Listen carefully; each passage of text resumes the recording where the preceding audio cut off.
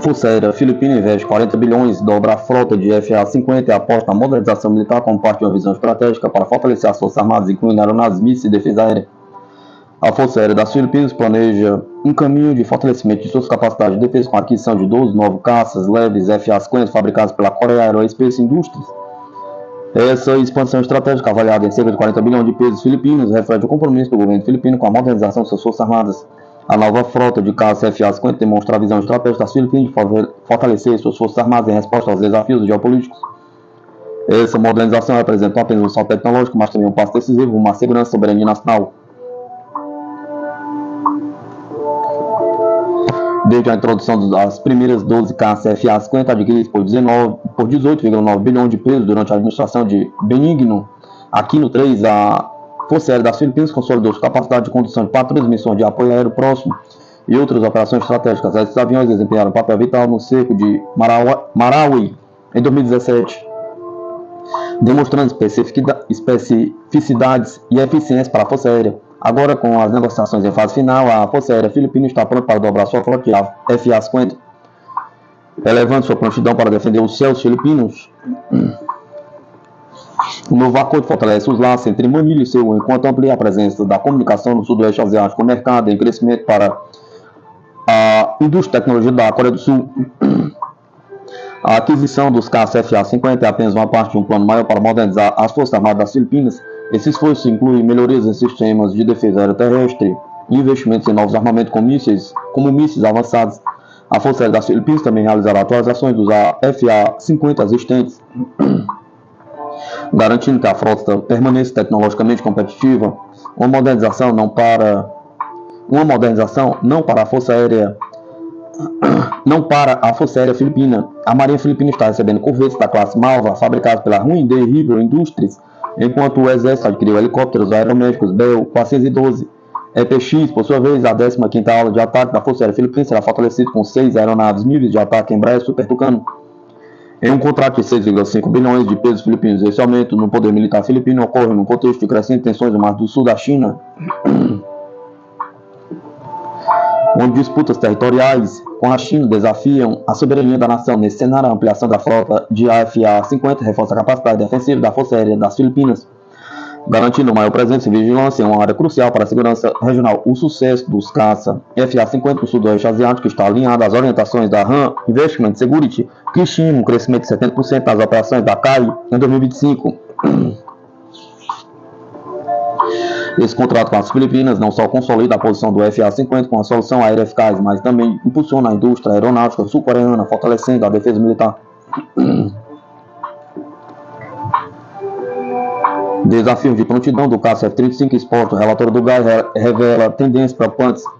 O F-35 Joint Strike Fighter, aclamado como uma aeronave revolucionária, enfrenta desafios persistentes de prontidão, conforme descrito em um relatório recente do GAL.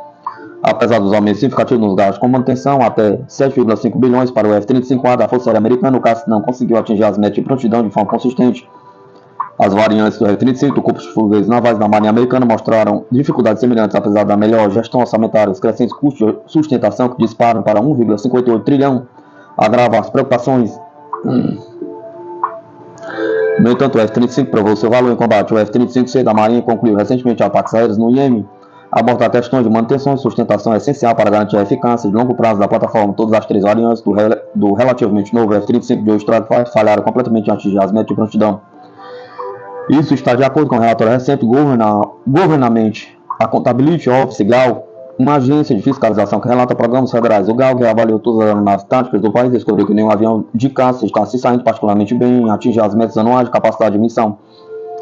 Nenhuma plataforma da Marinha do Corpo de Forças Navais atingiu essa meta nos últimos 6 anos, mas os dados do relatório ressaltam particularmente os desafios enfrentados pelo F-35, apesar dos custos de manutenção e sustentação subirem a uma taxa inigualável.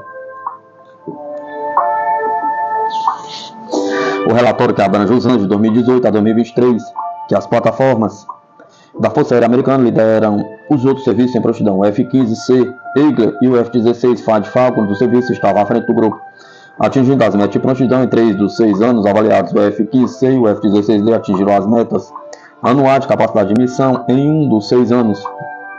As taxas de capacidade de missão, de acordo com o relatório, são definidas com uma porcentagem de tempo total em que a aeronave pode voar e executar pelo menos uma missão, em vez de ficar parada em manutenção fora do serviço por outros motivos.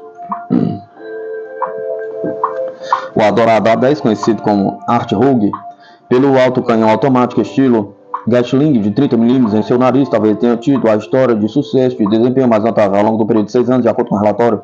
A Força Aérea Americana gastou apenas 87% dos fundos solicitados para a aeronave, economizando um total de 390 milhões e gastando pouco menos de 2,5 bilhões em operações de manutenção. O A-10 atingiu sua meta de prontidão no ano de 2020, logo após a Força Aérea Americana concluir um projeto de remodelização de asas de 1,1 bilhão, com o objetivo de manter pelo menos alguns dos aviões voando até a década de 2030. No entanto, é improvável que esse sucesso mantenha um A-10 no ar além desse ponto. Como o Sandbox News relatou, as engrenagens da aposentadoria estão finalmente girando para a amada aeronave de apoio aéreo aproximado, enviando grandes lotes da frota que somavam 281 dias em 2024 para armazenamento de longo prazo na base aérea de Davis Monthan. Para o F-35, que excedeu as estimativas de custo desde seus primeiros dias de desenvolvimento, o aumento nos gastos com manutenção ano a ano é assustador, de acordo com as conclusões do relatório. O orçamento de operação e manutenção do F-35A de decolagem e pouso convencional da Força Aérea quase quadruplicou de 2018 a 2023, mas ainda excedeu os gastos solicitados todos os anos desde 2020. Mostram os dados, os gastos com o OM totalizaram quase 7,5 bilhões ou 107% dos fundos solicitados, de acordo com o relatório.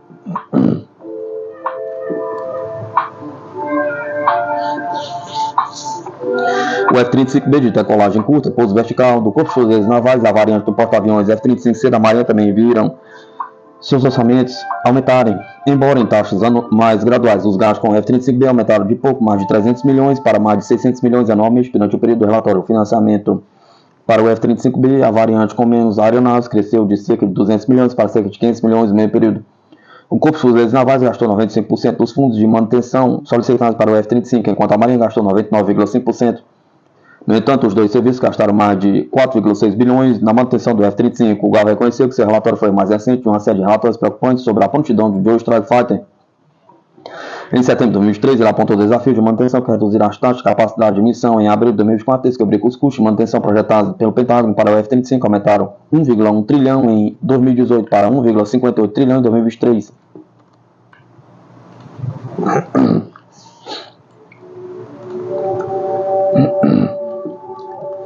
Nos últimos anos, o DoD expressou o desejo de ter mais controle governamental sobre as atividades de sustentação, afirmou o novo relatório do GAO. No entanto, como o DoD busca expandir o controle governamental, ele não determinou a combinação desejada de funções do governo e do contrato, nem identificou e obteve os dados técnicos necessários para dar suporte a essa combinação desejada, acrescenta. A lei exige que o escritório de programa conjunto F-35 transfira as tarefas de gerenciamento, sustentação, planejamento e execução para o secretário de serviços relevantes até o início do ano fiscal de 2028, e autoridades do Pentágono disseram que estão trabalhando nisso.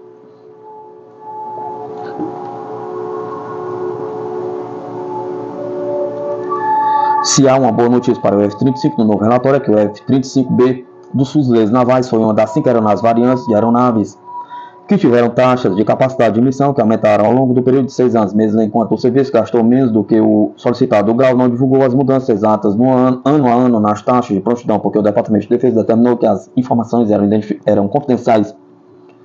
Embora apenas 5 das 15 variantes da aeronave tática tenham atingido as metas de prontidão em qualquer um dos últimos 6 anos, este certamente não é um problema novo. Historicamente, apenas uma pequena minoria de aeronaves militares atingiu consistentemente as metas anuais de capacidade de missão e nenhuma delas são caças.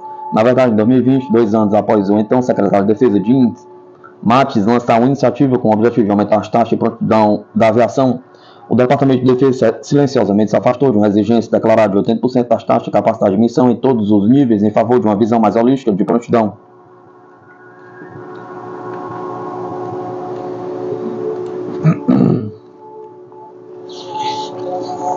O fato de o GAO não ter feito novas recomendações referentes em vez disso a descobertas anteriores sobre desafios relacionados à manutenção e ao envelhecimento de plataformas mostra como os militares passaram a reconhecer que estão travando uma batalha difícil quando se trata de atingir suas próprias metas de prontidão. Enquanto isso, porém, o muito difamado F-35 continua a marcar marcos no campo de batalha. Em setembro, a Marinha anunciou que a variante de porta-aviões F-35C havia executado seus primeiros ataques aéreos em combate, atingindo instalações de armazenamento de armas Rhodes no IEM durante uma missão lançada do porta-aviões USA Abraham Lincoln.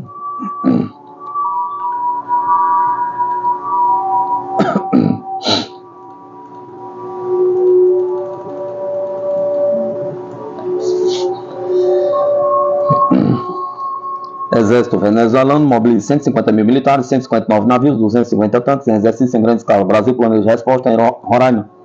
A Venezuela voltou a fechar sua fronteira com o Brasil em janeiro de 2025, desta vez posicionando veículos blindados, troços militares e equipamentos pesados em um movimento classificado como medida de segurança.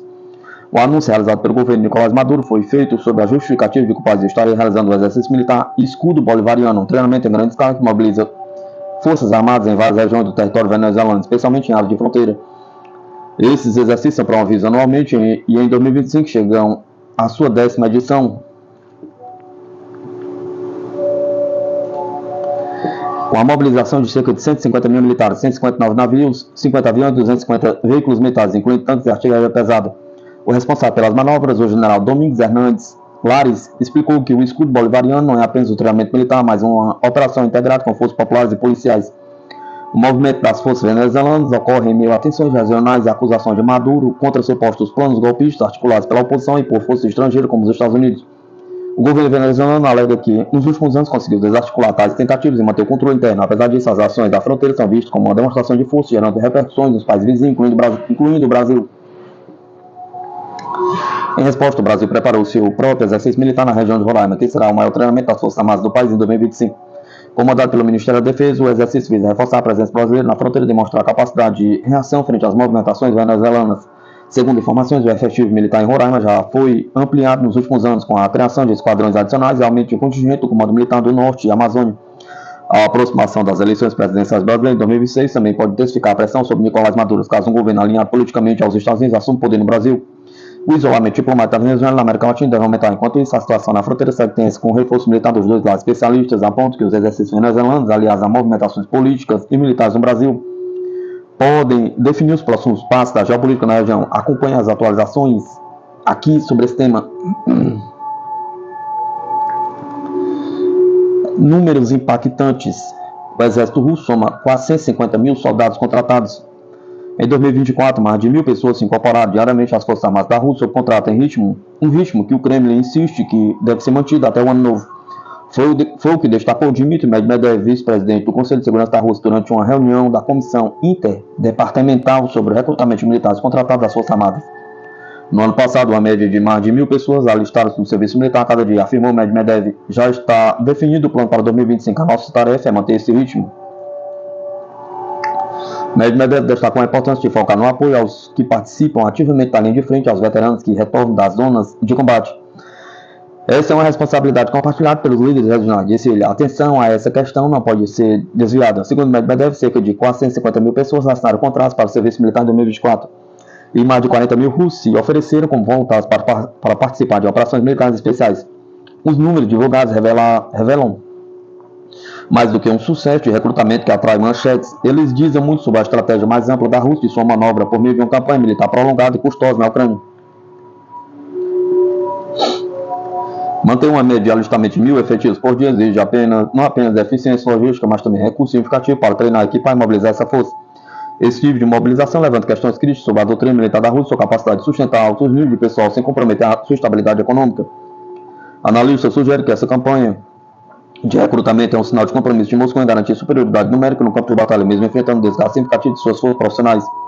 Ao priorizar o serviço contratual em vez de o recrutamento obrigatório, o Kremlin parece tentar projetar uma força profissionalizada e capaz tanto para o público interno quanto para a comunidade internacional.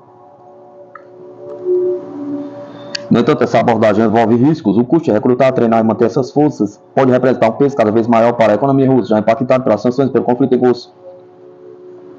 Embora os números de recrutamento sejam impressionantes no papel, uma análise mais detalhada das realidades enfrentadas pelas Forças Armadas da Rússia revelam desafios significativos.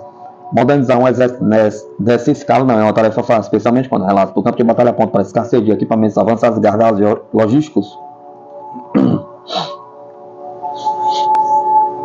Nos últimos anos, a Rússia exibiu tecnologias militares de ponta como mísseis hipersônicos e sistemas avançados de defesa aérea como o S-500. No entanto, a integração desses sistemas em uma força ampliada continua sendo uma tarefa monumental. É provável que muitos dos soldados contratados recentemente operem equipamentos mais antigos, contrastando fortemente com a imagem modernizada que o Kremlin busca projetar. Além disso, surgem questões sobre o processo de treinamento. As academias militares e centros de treinamento russos são capazes de lidar com uma entrada tão massiva de recrutas sem comprometer a qualidade? Pergunta. Esse nível de mobilização levanta questões críticas sobre a doutrina militar da Rússia, sua capacidade de sustentar altos níveis de pessoal sem comprometer sua estabilidade econômica. Analista sugere que essa campanha de recrutamento é um sinal do compromisso de Moscou em garantir a superioridade numérica no campo de batalha, mesmo enfrentando o desgaste significativo de suas forças profissionais. Ao priorizar o serviço contratual em vez de recrutamento obrigatório, o Kremlin parece tentar projetar uma força profissionalizada e capaz, tanto para o público interno como para a comunidade internacional.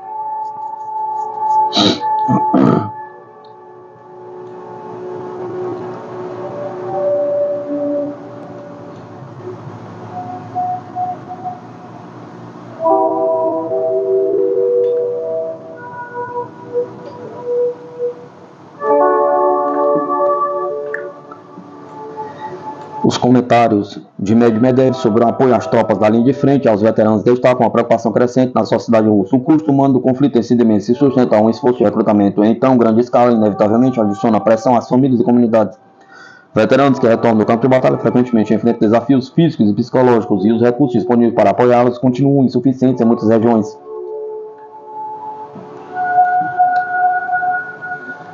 O foco na responsabilidade dos líderes regionais para apoiar os veteranos aponta uma abordagem descentralizada que pode resultar em resultados desiguais.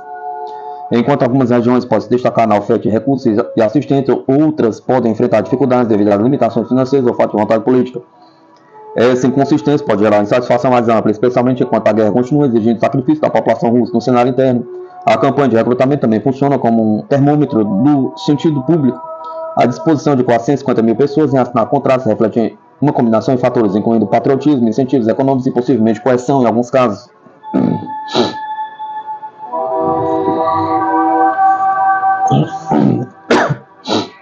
À medida que a guerra avança, manter esse nível de entusiasmo e adesão será cada vez mais desafiador, especialmente se as perdas no campo de batalha aumentarem ou a situação econômica se deteriorar ainda mais.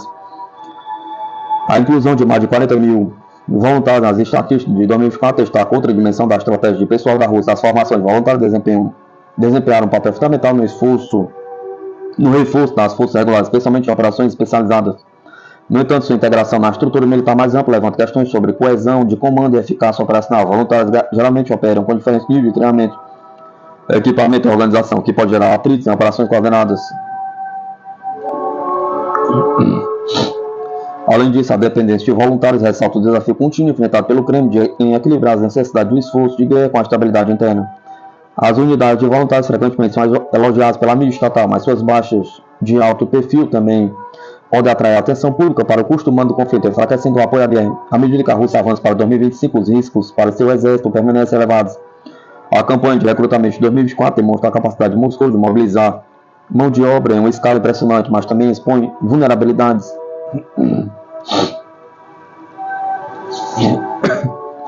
A sustentabilidade desse esforço, tanto em termos de custo financeiro quanto de impacto social, será um fator crucial na estratégia militar futura da Rússia. O ênfase do Kremlin em manter um impulso de recrutamento se traduzirá em sucesso no campo de batalha ou será apenas um jogo de números para mascarar problemas estruturais mais profundos das Forças Armadas? Pergunta. Como sugerem os comentários de Medvedev, a resposta não reside apenas na quantidade de recrutos, mas na qualidade de seu treinamento, equipamento e suporte, tanto dentro quanto fora do campo de batalha. Essa abordagem coloca em evidência os desafios significativos enfrentados pela Rússia para modernizar e sustentar seu exército enquanto lida com uma campanha militar prolongada e custosa. A capacidade de equilibrar os aspectos humanos, econômicos e logísticos será determinante para o sucesso ou fracasso de sua estratégia militar nos próximos anos.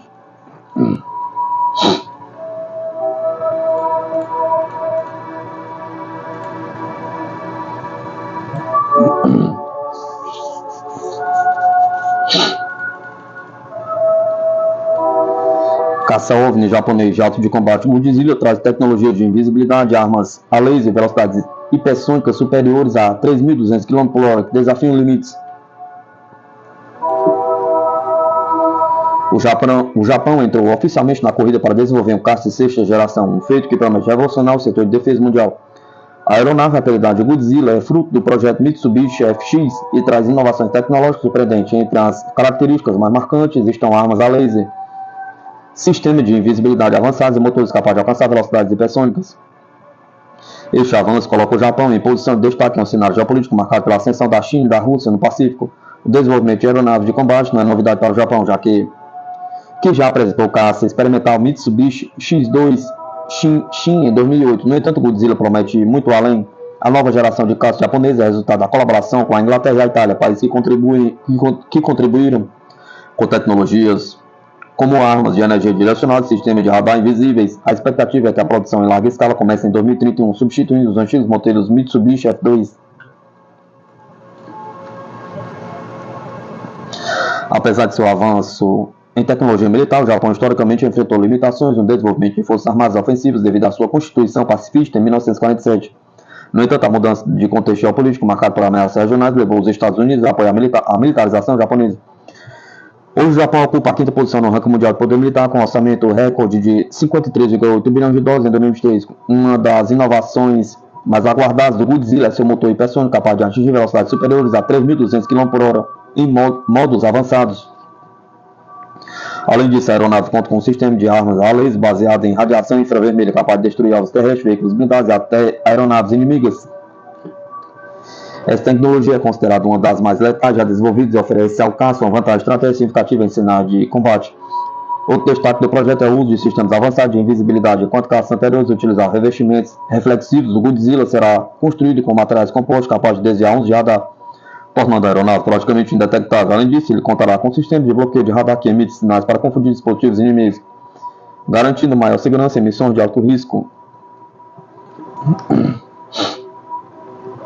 O Godzilla também terá a capacidade de operar como centro de comando aéreo graças a sistemas de comunicação interna e integração com drones kamikaze de reconhecimento. O caça será capaz de coletar informações em tempo real e coordenar ataques precisos. Esses avanços colocam o Japão em pé de igualdade com potências militares como os Estados Unidos. Embora os Estados Unidos tenham optado por não participar diretamente do desenvolvimento do Godzilla, há indício de uma cooperação secreta entre os países. Essa hipótese é reforçada pela transferência de tecnologia de motores Mitsubishi, originalmente projetado para o F-35, para o novo caça japonês. A aeronave combina a experiência acumulada pelos japoneses em projetos anteriores com a inovação europeia, criando um modelo único e altamente competitivo. Além disso, a parceria com a Inglaterra e a Itália trouxe ao Godzilla armas e sistemas que ainda não foram compartilhados com os Estados Unidos. A decisão de unir forças com nações europeias reflete uma nova abordagem estratégica do Japão que busca diversificar suas colaborações tecnológicas para aumentar sua independência militar. Com um projeto tão ambicioso, o Godzilla tem tudo para redefinir o combate aéreo. Ele promete não apenas ser uma máquina de guerra poderosa, mas também um símbolo da evolução tecnológica e estratégia do Japão no cenário global. A estreia de seu protótipo ainda este ano será um marco na história da aviação militar.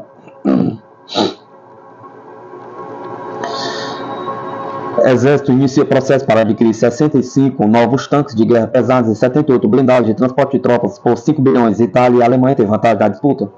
O Exército Brasileiro iniciou o processo de aquisição de novos tanques de guerra pesados para substituir os obsoletas frotas Leopard 1A5 e M60 blindados de transporte de tropas e fuzileiros. Segundo informações apuradas pelo Gazeta do Povo, divulgadas na noite de sábado, 25 de janeiro, a intenção inicial da Força Terrestre é adquirir 65 tanques pesados e 78 blindados, mas as quantidades podem ser alteradas no processo de licitação. Para o coordenador do Grupo de Pesquisa em Estudos de Estratégia de Segurança Internacional da Universidade Federal da Paraíba, Augusto Teixeira, os requisitos solicitados do Exército mostram que, apesar da lista de fornecedores em potencial ser alta, a força pode estar mais inclinada à proposta de fornecedores com os quais já tem costume de comprar equipamentos como a Itália e a Alemanha. Os novos tanques pesados devem ter uma torre equipada com canhão de 120 mm com o armamento principal, uma metralhadora secundária de 7,62 mm e uma metralhadora antiaérea com calibre de 7,62 mm ou 12,7 mm.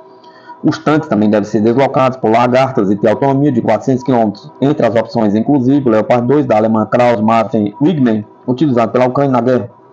Já os blindados de transporte de tropas seriam para dar apoio a eventuais combates. Essas viaturas seriam o equivalente aos veículos de combate de infantaria. Para além da capacidade de transportar frações de tropas, aproximadamente um grupo de combate que equivale a 8 a 12 militares. Essas viaturas têm maior blindagem e poder de fogo como uma forma de apoiar o combate.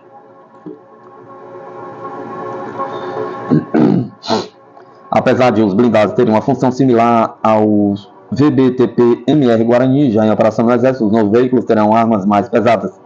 As características requeridas são peso superior a 45 toneladas, torre operada remotamente e dotada de um canhão de no mínimo 30 mm, sistema de armas com no mínimo um canhão.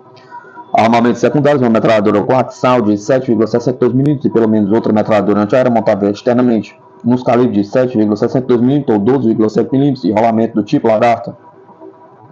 Alguns dos modelos que atingem as expectativas da força são o Marden 1A23, produzido pela Alemanha Rimet, o CV90 da sueca Buy Systems.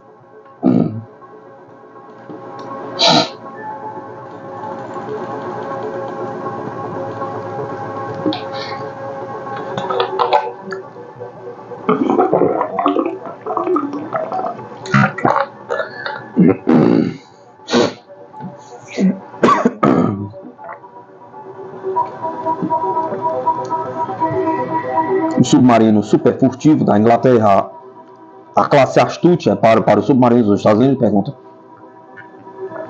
Projetada tanto para operações furtivas quanto especiais, a classe Astute possui um porta-malas de bloqueio para o envio de forças especiais. Com a frota planejada de 7, esses submarinos representam um avanço significativo nas capacidades navais da Inglaterra, mas ainda há dúvidas se eles podem rivalizar com as capacidades de silenciamento da Marinha dos Estados Unidos. Armados com torpedos pesados Spearfish e Tomahawk Block 4, os submarinos da classe Astute da Inglaterra são considerados um dos melhores submarinos de ataque rápido e caça matadores do mundo, mas incorporam um amplo gama de tecnologias que podem ser facilmente comparadas aos submarinos de ataque da classe Virginia da Marinha dos Estados Unidos. A Inglaterra planeja construir uma frota de 7 barcos da classe Astute para substituir seus antigos submarinos da classe Trafalgar. A classe Astute é armada com o que o seu fabricante, a Buy Systems, diz estar entre os melhores conjuntos de sonar, o Sonar 2076. O sistema é um conjunto de sonar de busca de ataque passivo-ativo integrado em um conjunto de proa, interceptação, flanco e reboque, de acordo com o ensaio da Buy Systems em 2002. A Buy Systems chamou publicamente o Sonar 2076 de o melhor sonar do mundo. E seria interessante ver como ele se compara ao avançado sonar Large Aperture Bow incorporado aos submarinos da classe Virginia do Bloco 3. Os avançados submarinos ingleses da classe Astute podem armazenar 38 armas, descrito como uma combinação de torpedos e mísseis Tomahawk. Isso é comparável aos submarinos da classe Virginia da Marinha dos Estados Unidos do Bloco 4. Construídos para viajar com até 40 Tomahawks devido à seção adicional de módulos de carga útil Virginia. A Inglaterra também planeja armar a classe Astute com mísseis Tomahawk Block 4, projetados com melhor rede de identificação de alvos e conectividade de dados em voo. O elemento mais interessante de comparação entre a classe Astute e a classe Virginia pode residir no campo de computação, detecção, navegação, comando e controle.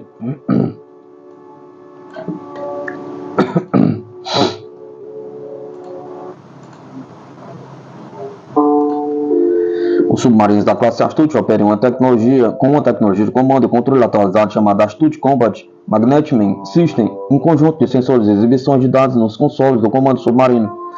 O Astute Combat Magnetman System parece estar alinhado com o sistema de navegação computadorizado Fly-by-Wire da Marinha dos Estados Unidos, integrado no Bloco 3 da classe Virginia. A tecnologia Fly-by-Wire usa automação de computador para definir a profundidade e a velocidade do barco, enquanto um humano executa o comando e o controle.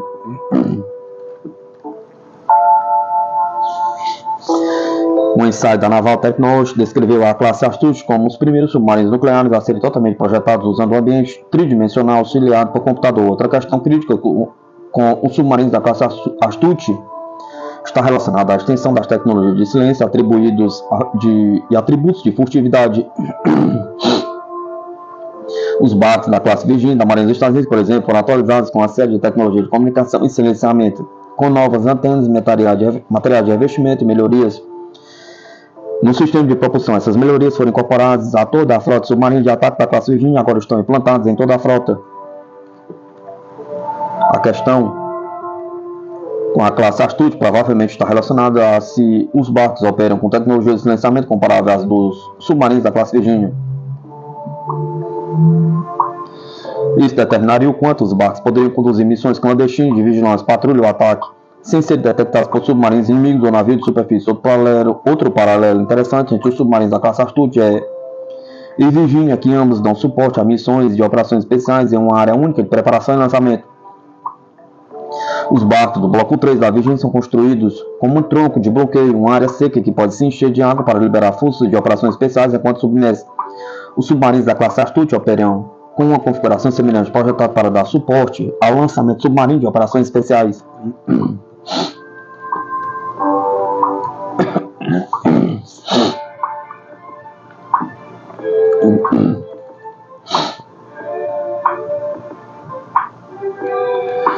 O exército do Canadá pode fazer um retorno épico. As forças armadas canadenses estão em declínio, lutando com recrutamento, retenção e equipamentos obsoletos devido ao subfinanciamento crônico e à má gestão.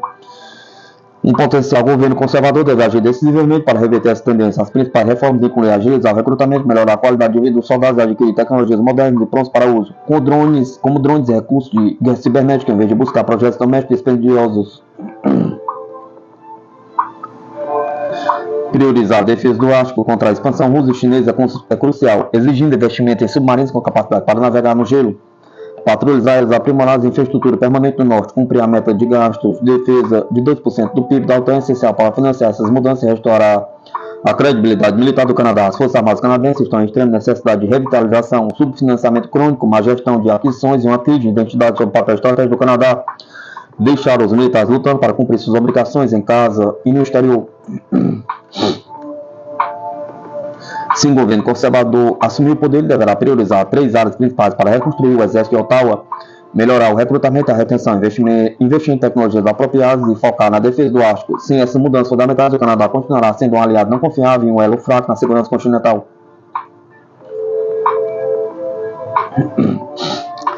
O exército do Canadá está enfrentando uma crise existencial de mão de obra. Os números de recrutamento estão muito abaixo dos níveis necessários. As taxas de retenção continuam a cair à medida que o pessoal sai devido a más condições de trabalho, equipamentos desatualizados e falta de uma missão clara.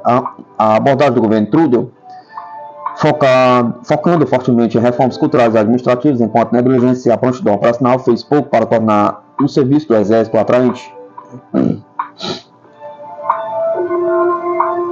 Um governo conservador deve revisar imediatamente as políticas de recrutamento. Isso começa com a redução de atrasos burocráticos no processo de alistamento, que pode levar até 1 ano para novos recrutas.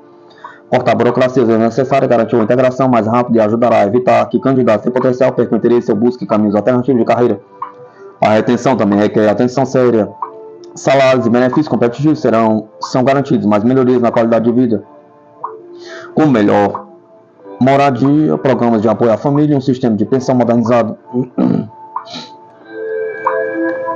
serão essenciais para persuadir pessoal experiente a permanecer uniformizado. Além disso, restará um senso de orgulho e propósito do Exército do Canadá, definindo claramente os objetivos militares do Canadá. Em vez de tratar as Forças Armadas como um projeto de engenharia social, ajudará a reverter a crise moral. Por muito tempo, a aquisição militar no Canadá tem sido um desastre embaraçoso, atormentado por estouros de custos, atrasos e interferências políticas. As falhas de aquisição do governo Trudeau, do programa de substituição de caças fracassado ao programa de combate de superfície paralisado da Marinha, deixaram o Exército do Canadá perigosamente mal equipado. Um governo conservador deve reestruturar fundamentalmente os processos de aquisição para garantir eficiência, custo, efetividade e relevância estratégica. Em vez de tentar construir tudo domesticamente, uma abordagem que frequentemente resulta em equipamentos superfaturados e de baixo desempenho, o Canadá deve buscar soluções prontas de aliados. Por exemplo, adquirir caças, submarinos e sistemas de defesa antimísseis comprovados, de parceria com os Estados Unidos ou a Inglaterra, forneceria ao Exército do Canadá ativos confiáveis e rapidamente implantáveis. O foco também deve mudar para tecnologias emergentes que melhorem a multiplicação de forças, drones, veículos subaquáticos autônomos e capacidade de guerra cibernética de última geração. Devem ser priorizados em relação às plataformas tradicionais de grande escala, que são caras e difíceis de manter. O campo de batalha do futuro será dominado por capacidade de ataque de precisão, guerra eletrônica e sistemas não tripulados. E o Canadá deve investir adequadamente para permanecer um jogador de defesa confiável. As prioridades de defesa do Canadá estão cada vez mais desalinhadas com suas realidades geográficas e geopolíticas. O país não enfrenta ameaças terrestres convencionais sérias e seus interesses estratégicos estão predominantemente nos domínios marítimo e aeroespacial. No entanto, o governo Trudeau tem se concentrado desproporcionalmente no engajamento Indo-Pacífico, enquanto negligencia a fronteira de segurança mais vital do Canadá, o Ártico. Um governo conservador deve fazer da segurança do Ártico uma prioridade máxima de defesa. A Rússia expandiu agressivamente sua presença militar no Alto Norte, construindo novas bases, modernizando frotas de quebra-gelo e implantando armas hipersônicas na região. Enquanto isso, a China se declarou um estado quase ártico e está aumentando sua pegada científica, econômica e estratégica na região. Para proteger o Ártico, o Canadá deve aumentar significativamente sua conscientização de domínio e capacidade de resposta rápida. Isso inclui adquirir uma frota de submarinos com capacidade para gelo e expandir seus patrulhas aéreas do Ártico com aeronaves de vigilância de última geração e investir em infraestrutura militar permanente no norte. O estabelecimento de bases operacionais avançadas capazes de hospedar forças de resposta rápida o ano todo enviará um sinal claro de que o Canadá levará a soberania do Ártico a sério.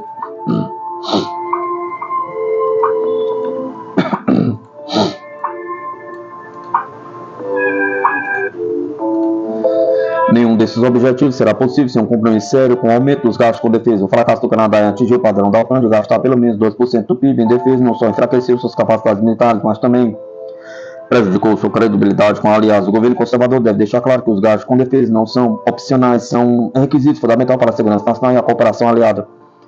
Atingiu ou excedeu o limite de 2%, é a única maneira de garantir que o exército do Canadá possa recrutar e reter pessoal, obter as tecnologias certas e defender o Ártico de forma eficaz.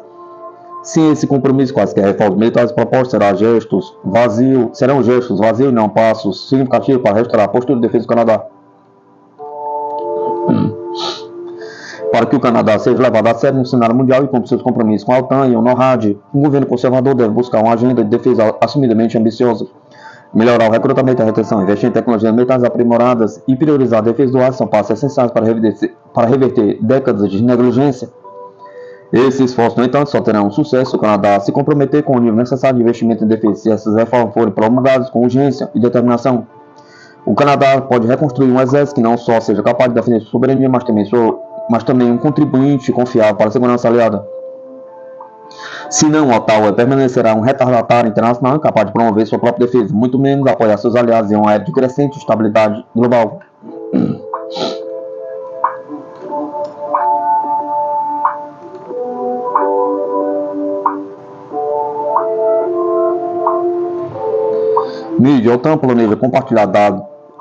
Mídia OTAN planeja compartilhar planos confidenciais de rearmamento com fabricantes de armas e União Europeia. Os países da OTAN estão tentando chegar a um acordo sobre um procedimento que permita a transferência segura para os fabricantes de armas de dados confidenciais sobre os planos de rearmamento da aliança, informa a agência de notícias Bloomberg, citando fontes. Observe-se que, em um procedimento separado, a aliança também iniciou um processo para compartilhar alguns padrões confidenciais com a União Europeia. A agência também nota que os dados confidenciais a serem transferidos da OTAN para fabricantes de armas europeus ajudaria cada empresa e cada país membro da União Europeia a entender quais os tipos de armas e equipamentos mais cruciais e relevantes para produzir. A OTAN iniciou um processo para compartilhar algumas de suas metas de capacidade altamente confidenciais que determinam o tipo de armas e equipamentos que os países membros precisam produzir para o setor de defesa, elabora a Bloomberg. Citando fontes anônimas familiarizadas com o assunto, a agência acrescenta que tal decisão é necessária porque a aliança quer incentivar as empresas europeias a participar do processo de aumento do potencial militar da OTAN e da União Europeia. A aliança está procurando uma maneira de comunicar algumas das metas agregadas em um formato que possa ser compartilhado de forma segura para convencer as empresas a aumentar a capacidade de produção, relata Bloomberg, citando fontes. A OTAN está abrindo seus padrões militares para a União Europeia, visando a maior interoperabilidade entre as tropas e sistemas. Por exemplo, eles têm como objetivo alcançar a interoperabilidade entre as tropas de diferentes países da aliança, como o uso do mesmo vocabulário pelos militares. Significa também que a União Europeia poderá integrar suas regulamentações em um sistema unificado. O programa iniciado por Mark Rutte busca fortalecer os laços OTAN-União Europeia e preparar melhor a Europa para os desafios de segurança.